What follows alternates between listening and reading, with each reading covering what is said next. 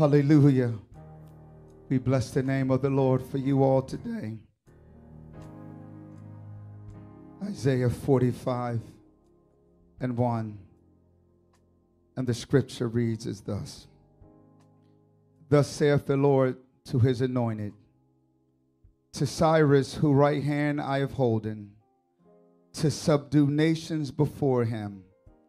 And I will loose the loins of kings, open before him the two-leaved gates, and the gates shall not be shut.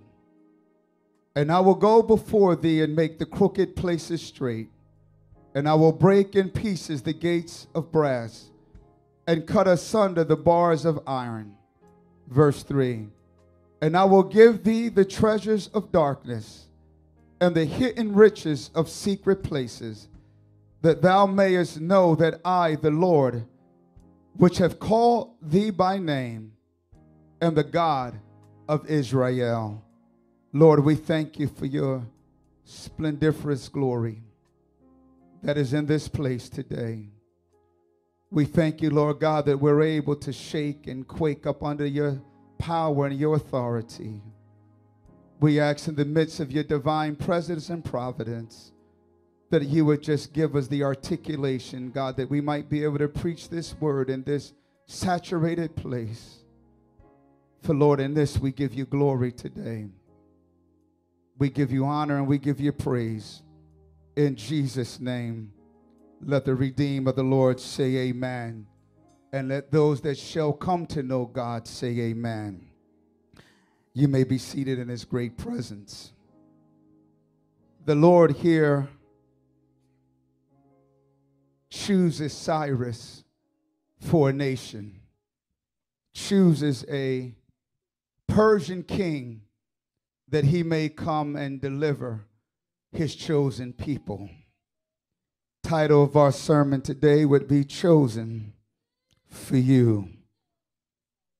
Cyrus is called God's anointed. He was designated and qualified for this great service by the counsel of God. He said in the word that the gates of Babylon, which led to the innermost part of the cities by the riverbank, would be open to Cyrus and his army as he marched through. The Lord went before him, giving him entrance to the cities that he would besiege. He gave him also treasures which had been hidden in secret places. The true God was unknown to Cyrus. There are some things that God will do in your life, glory to God. And he will have people just to come and walk beside you and walk along with you, and have people, glory to God, that be connected in your life that will even go before you as the Lord went before Cyrus. Look at somebody and say, somebody's been chosen just for me. It is in this prophecy that Isaiah gives, glory to God, years before Cyrus is even born. Years before Cyrus would even know that God had predetermined by his will, who caused the end before the beginning, that Cyrus would become the servant of God. In Isaiah 44, verse 28, which would be the end of that chapter, said that saith of Cyrus, he is my shepherd.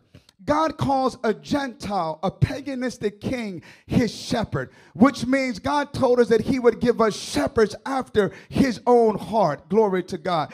So he put Cyrus in a critical place, in a critical role, that God would be able to connect with Cyrus's heart, anoint Cyrus's life, that Cyrus would be able to fulfill the mandate that God has for his people.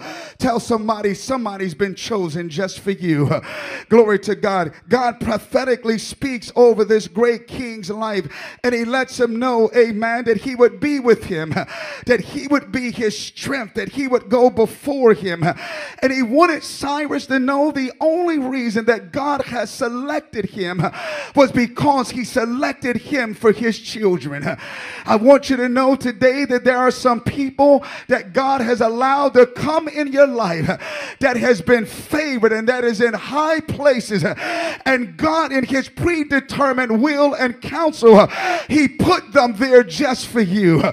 And we got to come to the place, Elder Dolores, that we think enough about God that he has strategically maneuvered people in position because he knew one day we would come through the door.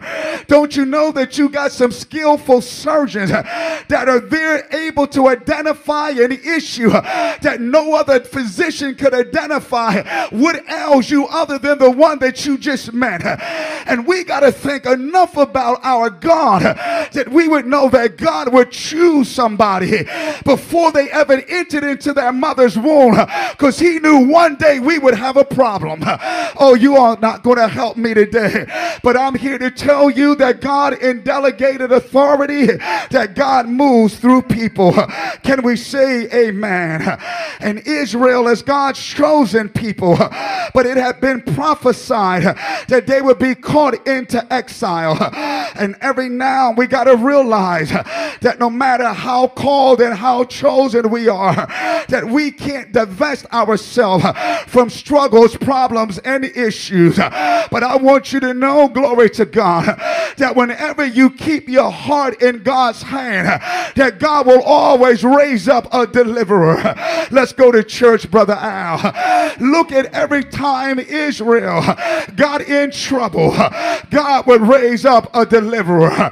They were being oppressed by the Philistines, and God rose up Samson, the Nazarite priest, that would go down and kill 1,000 Philistines with a jawbone of an ass.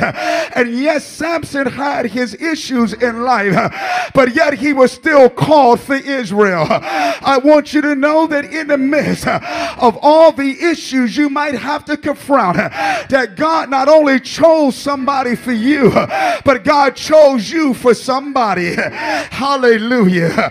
Oh, bless the name of Jesus. The Bible lets us know in Ezra chapter 1, it says, now in the first year of Cyrus king of Persia, that the word of the Lord by the mouth of Jeremiah might be fulfilled.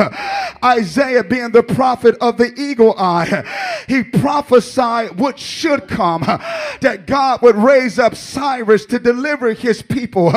Now Jeremiah comes to the generation that is now being exiled, and he lets them know again that out of the mouth of two or more let every word be established. Jeremiah says that God is going to raise up Cyrus that he might deliver us. And this is the thing that we have to always be conscious of. It's a word I want to use today called generational consciousness. And whenever we are conscious of the generational blessings that God has spoke over our life, we can go back to prophecy and begin to say it's only a matter of time. Don't you know that Israel could go back and scribe and remember what God spoke through the mouth of the prophet Isaiah? And then Jeremiah came and he sounded the alarm to let them know that this Cyrus that is king of Persia, he will not waste time. He will not go through all of the rituals of tradition, but he will step right into power and loose us that we can go. Somebody say, and rebuild the city. I want you to know that generational consciousness is so important. I don't care what the devil has sent your way. Don't care what contaminated the bloodline. Don't care what's trying to make you think that God is not before you. And this is the thing that we always have to realize, that not only is God for us, but that God is before us. And sometimes when we, amen, begin to separate our relationship, our heart from God's hand, that we forget that he got us right here.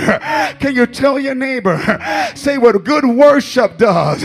It keeps me intuitive to what God is about to do in my life, because he went before us. I believe that Cyrus, who was born, amen, in Persia, probably heard when he came and took control over, amen, the Babylonian Empire.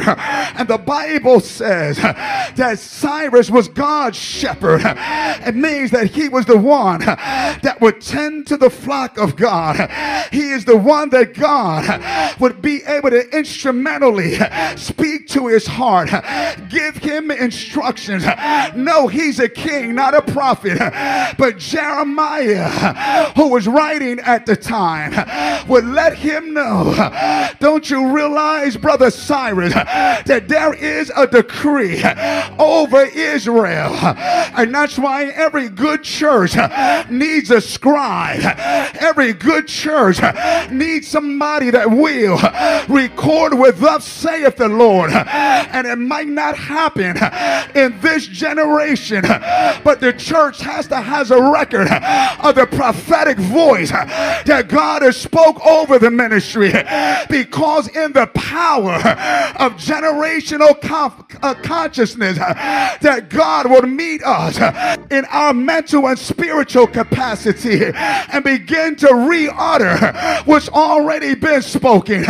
Don't you know that some of us, we are just living by the word of God. Some of us are just living by what God has preordained and spoken over our life. Can I go deeper? Ezra lets them know, amen, that Cyrus, would he reiterates what was spoken by the mouth of Jeremiah, that the Lord stirred up the spirit of Cyrus, king of Persia. Don't you know that some people have been anointed just to stir you up? Glory to God. The Bible says, neglect not the gift that is in you, that has been imparted to you by the laying on of hands, by the presbytery. Somebody just needs to agitate you sometime. And we don't look at the word of God stirred up as being agitated.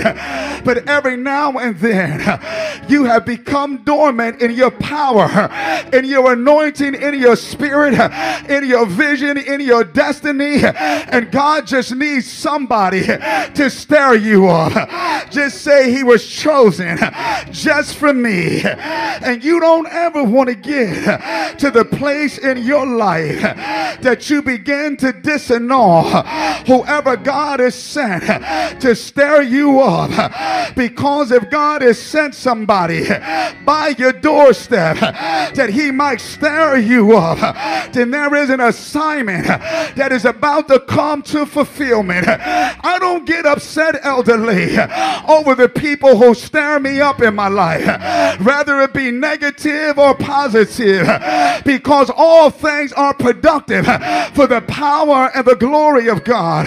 Let me go a little bit deeper. Verse 2. Thus saith Cyrus, king of Persia, the Lord of heaven hath given me all the kingdoms of the earth, and he hath charged me to build him an house at Jerusalem, which is in Judah. Verse 3 in Ezra, the first chapter. Who is there among you of all his people? His God be with you, and let him go up to Jerusalem, which is in Judah, and build the house of the Lord God of Israel. He is the God which is in Jerusalem. Cyrus comes and he stirs the people. He makes a declaration over the prophecy that was given concerning his life. I want you to catch this real quick, because whenever there is a prophecy or a word that is spoken over your life, it is to invest, amen, in somebody else's life, because the vision that God is getting ready to bring to pass, somebody just shout, is bigger than me. What I love about God, Cyrus is the mightiest king on the earth at this time. He has control of Persia. He annihilates Nebuchadnezzar, and he takes the city of Babylon. And yet he didn't sit there on his laurels feeling like he is a king, but he said, I recognize that the King of Kings is the one that delivered the city unto me. And this is why God God said that I've blessed you to become a blessing. And whenever you realize with your blessed self that God had to use somebody to forge the way for you, you will pick up your strength and say, now let me go and forge the way for somebody else. Let me go into low places and pick up my brother who is of low degree. And this is what Cyrus was anointed to do. Cyrus says, yes, I am anointed and God has favored me. But I recognize today that God didn't just favor me for my kingdom and my providence, but he is the God of Israel. Check out how wise Cyrus was. Cyrus could have had the perspective that God, you have your people in captivity. And for all of my Bible students, we know that they grew and waxed strong when they was in Babylonian captivity. So Cyrus could have said, I got more help if I keep them. But God, in your divine wisdom, you've given me more than enough. And because you have favored me so mightily and so great, I'll go down and build. Check out the first thing he built. He built the city of Jerusalem. Tell your neighbor, say, I'm anointed to build a city, because putting a church where there is nobody to inhabit the city does God no glory, because God never came to make his abode in a building, but he came to tabernacle in the hearts of man. So he said, here is what I'm going to do for you, my chosen people of Israel. I'm going to anoint a king, and the king is going to go down and help you rebuild the city. And just because Cyrus, somebody say, is paid, don't put all the work on his hands, but look at what God did. God began. He told Ezra, or Ezra tells us, that in the first chapter, the 4th verse, it says, and in any place where a survivor of the Babylonian captivity of the Jews sojourn, let men of that place assist him with silver and gold. No, you might not have any money to help build, but at least you can help carry some weight. Y'all not gonna shout yes. Don't you ever get into a place in your life that you feel like your deliverer has it all under control. Don't you ever get to a place in your life that you feel like your man of God got it all together. No, you might not be able to have the strength that he has, but please help carry the load. Tell somebody, say, God is getting ready to build for all of us.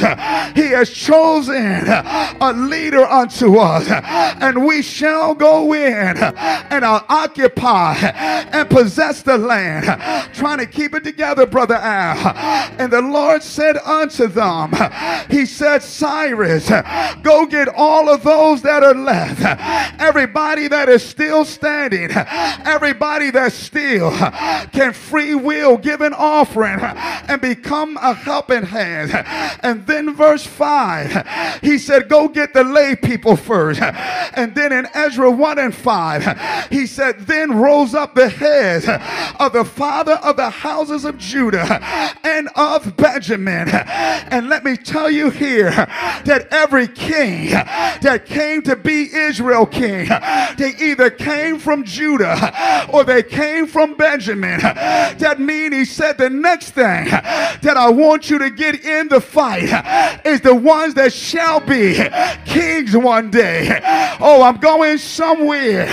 Don't you realize that God has anointed somebody to help you build the kingdom that he has put under your auspices? But that don't mean that you get to stay home. That don't mean that you don't have to clock in. That doesn't mean that you don't got to get educated. It does not mean because grandmama got it going on, she's anointed and she's paid. You still got to put the work in because somebody is building. They have been anointed. They have been called by God to help you build. Somebody shout, your kingdom, your business, your ministry. God has never blessed anybody to be an island all by themselves. He anointed Cyrus. He says, Cyrus, look at what you're about to do. You're going to subdue all the nations, and I'm going to bless you so abundantly that you're going to stir up the anointing, the power in the children of Israel. And when the priests, after the kings were called, the Bible says, I'm still in the 5th verse of Ezra 1, and then the priests and the Levites, with all those whose spirit God has stirred up, he said, now go get the anointed people, go get the people that know how to carry the Ark of the Covenant. What you're trying to say, Bishop, some things you don't need to bother the head priest about. You need to get the stuff together, then you call for the priest. Don't call me to anoint your building when you don't have a building. Get your stuff in order, then you call for the priest.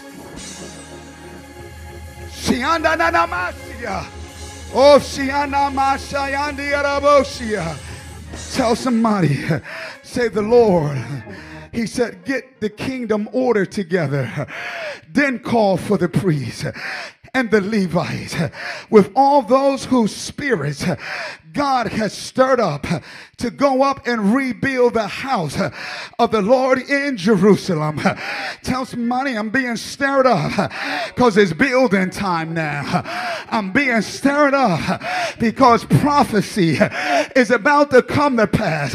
I'm being stirred up because what was spoken, God knowing the end before the beginning, and generational consciousness. And Elder Carlene, this is why God said that he would bless our past. See, Isaiah's voice was a voice from the past. 150 years had gone by from the words of Isaiah in chapter 44 and 45. And now here comes Ezra prophesying about, oh God, this great king. And then here goes Jeremiah that's right there in the thick of it, that has generational, somebody shout, consciousness. Don't you let grandmama prophecy and vision die. Don't you let all the days that she was on the altar prophesying, hearing from God for you, don't you let, because God will never go back on his word. Shout, we only need generational consciousness. And for every kingdom there has to be a prophet. For every kingdom there has to be a scribe, because somebody like Ezra have to say, look at the scroll. Here's what God said. It's our time. It's our purpose. It's our season. Let me keep going. God raises up Cyrus for 5 reasons. Reason number 1, to shepherd God's people. Tell somebody, my shepherd was chosen just for me. Hallelujah. And whoever you shepherd, guess what? You was chosen just for them. See, being a shepherd don't necessarily mean being a pastor. Being a shepherd is one that can abase himself low enough that the Lord can speak to his heart. Some of you all has a shepherd's heart, and don't get caught up in the entanglement of a title, because I'll take my heart over my title any day, because it's in the heart that God can do great things. Look at somebody and say, keep your title, I just want his heart. It's Ashia. Look at here. God calls a Gentile and says he's my shepherd. Somebody that has no right to the commonwealth of Israel. Nobody that the myrrh and the frankincense should have even been smeared upon. Which lets me know that Cyrus would have got a king's anointing, but he didn't get a prophet's anointing. And you got to be able to know you are blessed. You have been prophesied over. I don't know who this is for. And have enough audacity to trust God, but stay in your lane. Tell your neighbor, say, Cyrus stayed in his lane. Yes, I'm paying for it all, but I'm staying in my lane. Yes, I started it all, but I'm staying in my lane. Yes, God called me before I enter into my mother's womb. Somebody just say, but I'm staying in my lane, because all my job is to assist somebody get to their chosen place. All my job is to be the 747 that goes before them. All my job is to provoke them to be stronger, to be mightier, to let them know that Jesus wrung the sting out of death. Hallelujah. Say, all my job is to fulfill my assignment in your life. Cyrus, glory to God. Next thing he was called to do, he was called to liberate. Somebody say the Jews. Every now and then, elderly, you might get upset over who God has anointed for you. But the truth be told, they were anointed to liberate you. The Bible said it's not by might, nor by power, but it is by his Spirit, saith the Lord God. People have been anointed to help you be free. Somebody say amen. People have been anointed to make you put your place to the mat, to make you struggle, to make you wrestle, to make you stay with God until you break through. Now I'm going to tell you something that's so profound about this message, because if you were to read Jeremiah, the 25th chapter, it says that Nebuchadnezzar was a servant of God. So God took Nebuchadnezzar and used him to capture, amen, the children of Israel. And because the 70 years was up, glory, and instead of Nebuchadnezzar having an ear to the prophet to let them go, God said, all right, you don't want to stay in your lane, so I'm going to rise up Cyrus to take you out. See how important it is to stay in your lane? Because when you get out of order, you get displaced. I'm just trying to stay in order and do whatever, God, you have called me to do. Nebuchadnezzar was a servant of captivity and destruction. And then at the end of 70 years, because let me tell you something about God, he will never give you an assignment he don't train you for. God will never give you an assignment that he don't speak to you about. He is not an aimlessly working God. He's a strategic, all accountable God. He called the end before the beginning. He knew who your mother was. He knew that in order for us to be in this place at this time, that our ancestors had to get on a ship, come to him. Nothing catches God by surprise. He's that strategic in our life. And that's why the Bible lets us know that we are fearfully and wonderfully made. And we have to stop taking the word made as our physical anatomy. But there's stuff in our soul that makes up more of our life existing than our physical man. Because our physical man can only live through the dash. But our soulish man, what you did out of your character, will outlive you any day. Don't you realize that after you are gone, they will build my monuments with your name on it. After you are gone, your works will follow you. Fearfully and wonderfully made. God took so much time with Abraham that when he came to the conclusion of prophesying and speaking out of glory to him, he said, Abraham, yes, I'm going to make you a father of many nations. But here's what I want you to take to the bank, that I shall make your name great. That after you are gone, it's not a matter of what your children accomplish. I'm going to make your name. Hallelujah. And so God said, I can't let Abraham's name be in jeopardy. I'll raise up Cyrus. Hallelujah. And when God can raise up something that is not comfortable with you, something that you're not comfortable with, something you don't even know, then you know that was a move of God. Sometimes we become so familiar with one another. Got to say what he said, say. Glory to God. We don't listen to our leaders no more. We don't listen to our parents no more. We don't listen to our pastor no more. We don't listen to anybody. Because what happens sometimes, we get the slave mentality. And what was going on with Israel, 70 years of Babylonian captivity, don't you know that they got a prison mindset after a while? Hallelujah. Don't you know they stopped believing in one another? Because if you were so close to God, then why are you in bondage too? Hallelujah. But I love what David did.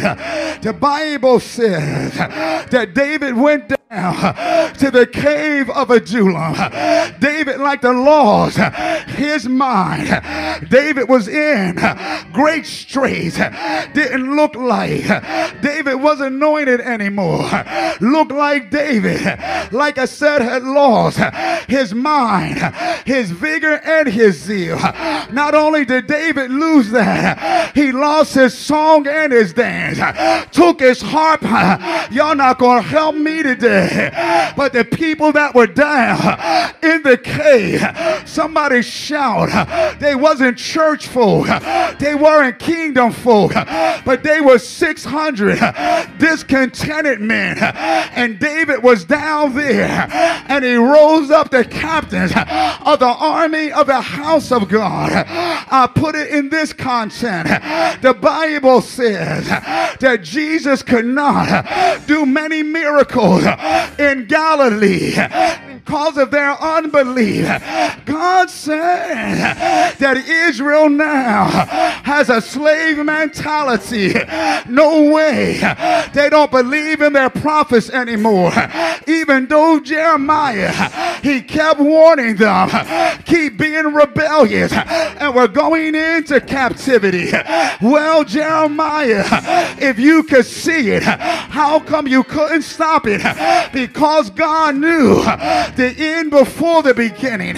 And is my captivity that important, or is God's glory more important? So what did God do? He rose up a Persian king.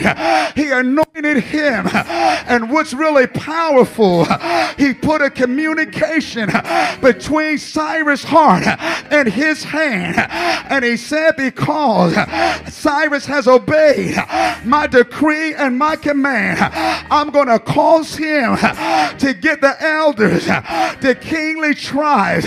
He's going to get everything together and march you back into Jerusalem.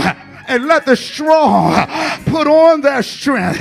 Let those that have been anointed and appointed go back into position. All I'm trying to tell us is, when you come out of this, you will not have lost rank. The devil is a liar. Whenever God takes you down, he brings you up to the greater. And look at what's going on with Israel. Not only did they come back and rebuild Jerusalem. But what Ezra lets us know, that they got all of the golden vessels. They got everything that belonged to the house of God, and they carried it right back into Jerusalem. What I'm telling you, that in this next shift of the wind of God, that you shall recover all. You're going to get your praise back. You're going to get your dance back. You're going to get your strength back. And oh yes, I know church folk don't like to talk about it, but you're going to get your money back too, because your money belongs to the house of God. I am coming out. Somebody say, it has all been paid. It is finished. And what God did for Israel, he raised Brother Cyrus up, that he would subdue all the other nations. So not only did Israel have a king that they were favored with, but he annihilated all of Israel's enemies. All I'm trying to tell you, metaphorically, in an allegory, is that Cyrus looks like Jesus. Yes, we had no right to eternal life, for the Bible says that it is not meet to give the master's bread unto dogs. But Jesus came in the fullness of time, prophesied by Isaiah that the day would come that he would deliver me. And it says in Ezra that Israel was a wretched nation. And if you ever read in Romans 7:25, Paul said, who shall deliver, O wretched man that I am? So what God does, he sends not something from humanity, but he sends something from a whole nother. Somebody shout kingdom. But unlike Cyrus, Cyrus could not allow Israel to stay in Persia, because God had already called them to Jerusalem. And what I want the devil to know, you cannot enslave us any longer, because we don't belong to your kingdom. Yes, God will give us the hidden treasures of darkness. That means, Satan, we great take your stuff and what belongs to God also. And God, let us know this, that is easier, hallelujah, for a camel to pass through the eye gate than it is for a rich man to enter into the kingdom of heaven. But I'm here to tell you that you've been anointed for this next move. You're going to be righteous in this next move. You're going to be powerful, whole, A-W-H-O-L-E, and holy. Tell your neighbor, say, because God chose you to subdue kingdoms and to do his work, to build his city, to build his temple. Oh, and who shall? Somebody shout chosen, just for you. Can you say chosen just for me? Chosen just for me. Let's go home, Brother Albert. Somebody say chosen. And when Jesus looked at the wretchedness of the world, when he began to look down at all of us in humanity, enslaved in another kingdom, Jesus said, prepare me a body and I'll go down. It was already, somebody say, a predetermined will. It had already been prophesied that our Lord was coming and he would strike through many kings. In the natural Israel, they had Cyrus, and in the spiritual, can somebody shout, we have Jesus. Whatever the world, Sister Bray did to tear you down, say the city is about to be rebuilt. Whatever the adversary did to steal your zeal and your fervor, will somebody shout that Jesus is coming to rebuild the city. Hallelujah. hallelujah, years of incarceration that the adversary thought he broke you down. Somebody say, but Jesus came to stir up an anointing that once he leads me into the city, that I can rebuild the temple. Lost your dreams, lost your aspiration, lost your inspiration, but tell that devil, Jesus came to stir up something in me. Oh God, I gotta let it go. Somebody say, chosen for you. And as you are chosen, as somebody's been chosen for you, you are chosen for somebody else. Isaiah 58 says, and you shall build the old waste places. Yes, some people's lives going to look old and tired. Somebody say, but I am a rebuilder because he rebuilt me. Somebody say, I am a rebuilder because he rebuilt me.